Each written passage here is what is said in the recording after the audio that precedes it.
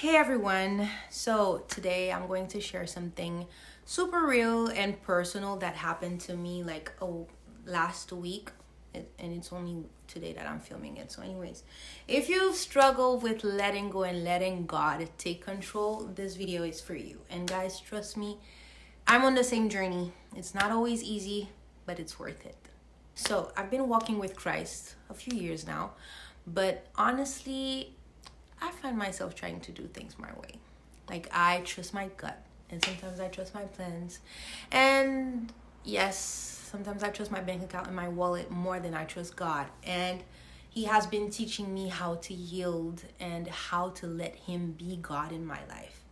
And last week, He showed me two powerful examples of how He has always been with me.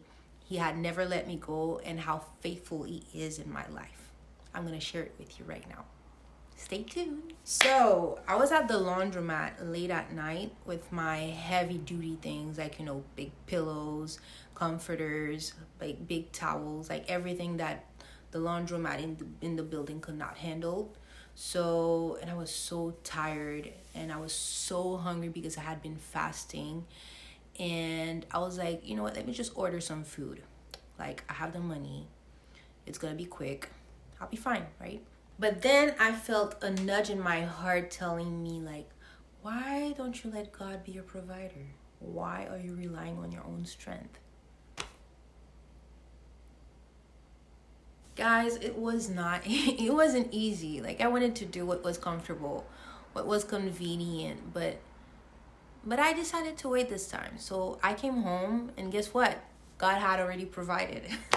Like, I had a friend, she had given me some soup, and I had another friend, I found everything in the fridge, and I forgot they were in the fridge. My friend had given me fruits, and another friend had given me soup, and guess what, guys? I felt so full, not just in my body, but in my spirit. Like, I felt like God was telling me, see, I got you. I got you. It reminded me of this Bible verse in Matthew 6, verse 26, where Jesus says, look at the birds of the air. They do not sow or reap or store away in barns, and yet your heavenly Father feeds them. And are you not much more valuable than they? Guys, it's a gently reminder that God will always provide, even in the most simplest way, if we trust Him. Makes me think about this song from Elevation Worship in Maverick City. I'm gonna sing it. Jireh, you are enough. Jireh, you are enough. And I will be content in every circumstance. Jireh, you are enough. Forever enough, always enough. You're more than enough. Yes, forever enough. Always enough. He is more than enough. Yes. Second testimony. So earlier that day, I was carrying this heavy suitcase with the heavy pillows, heavy comforters, like I was talking to you about.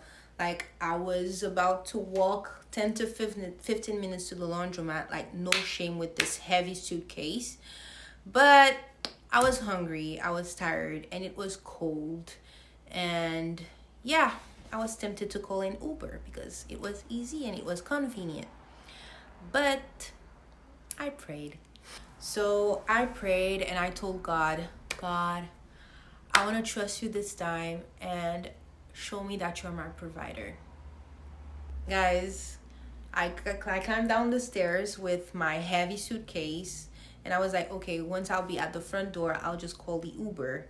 And when I got right in front of the porch, the bus was coming. I was like, yay! So I went outside. I took the bus. I didn't pay a dime, guys. God worked it out. So I went all the way to the laundromat.